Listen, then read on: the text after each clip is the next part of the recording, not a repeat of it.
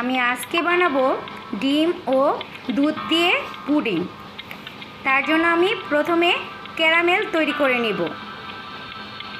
আমি একটি প্যানে 3 টেবিল চামচ পরিমাণ চিনি ও এর সাথে হাফ কাপ পরিমাণ জল দিয়ে মিডিয়াম আঁচে চুলায় ফুটতে দিব। যখন লাল লাল হয়ে আসবে তখন আমি নামিয়ে নেব। আমি এখন পুডিং তৈরির জন্য 2টি ডিম এবং এর সাথে 5 থেকে 6 টেবিল চামচ পরিমাণ চিনি দিয়ে ভালোভাবে মিশিয়ে নেব।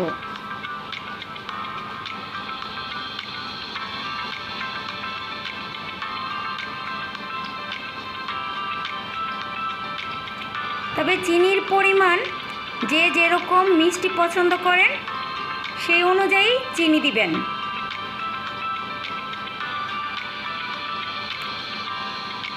ডিম ও চিনি আস্তে আস্তে করে আমি ভালোভাবে মিশিয়ে নেব। তবে এখানে বিট করার প্রয়োজন নেই।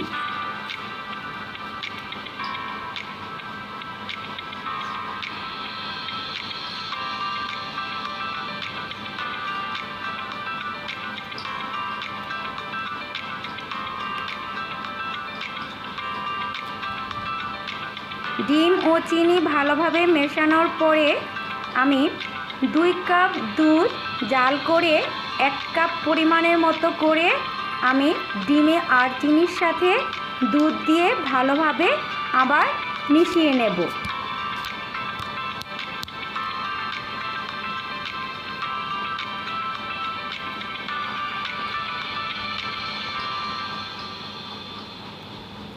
এখন আমি যেই পাত্রে পুডিং করব সেই পাত্রে ক্যারামেল ঢেলে নিয়েছি।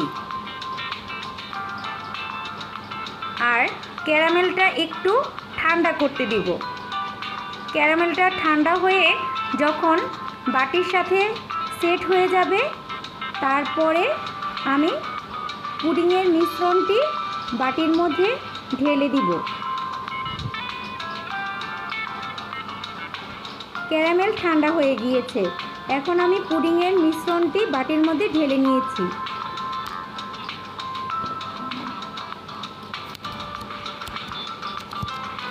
এখন আমি ঢাকনা বন্ধ করে দিব।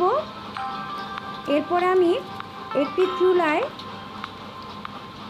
কড়াইয়ের উপরে স্ট্যান্ড বসিয়ে তার মধ্যে জল দিয়ে আমি পুডিংয়ের বাটিটি বসিয়ে দিব এবং এর উপরে একটি নোড়া দিয়ে দিব, যেন জল যখন ফুটতে শুরু করবে বাটিটি তখন যেন নড়ে চড়ে না যায়।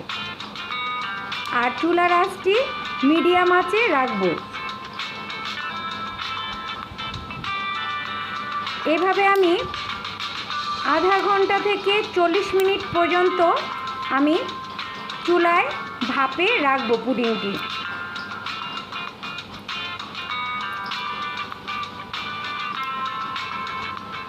আমার পুডিংটি হয়ে গিয়েছে। এখন আমি আপনাদেরকে চুলা থেকে নামিয়ে খুলে দেখাবো। খুব সুন্দরভাবে পুডিংটি হয়ে গিয়েছে। এখন আমি আধা ঘন্টার জন্য পুডিংয়ের বাটিটি নর্মাল ফ্রিজে রেখে দিব আর একটু ভালোভাবে সেট হওয়ার জন্য। ফ্রিজ থেকে নামানোর পরে আপনাদেরকে আমি দেখিয়ে দিব।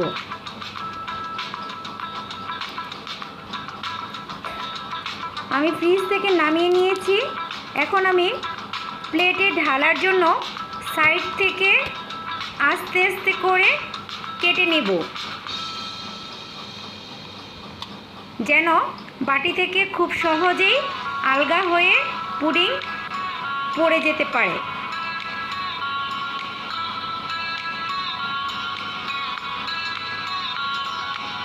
এরপরে আমি বাটির মধ্যে একটি প্লেট এভাবে ধরব, ধরে আস্তে করে বাটিটি উল্টে দিব।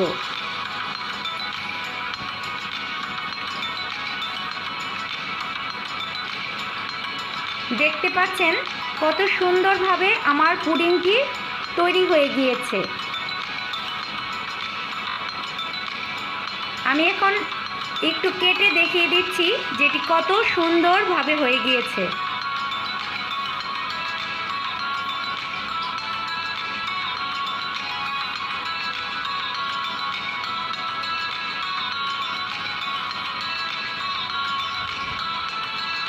দেখুন পুডিংটি কতটা পারফেক্ট হয়েছে, এটা ভেঙে যায়নি, খুব সুন্দরভাবে সেট হয়েছে। আপনারা বাসায় রেসিপিটি ফলো করে তৈরি করে দেখবেন।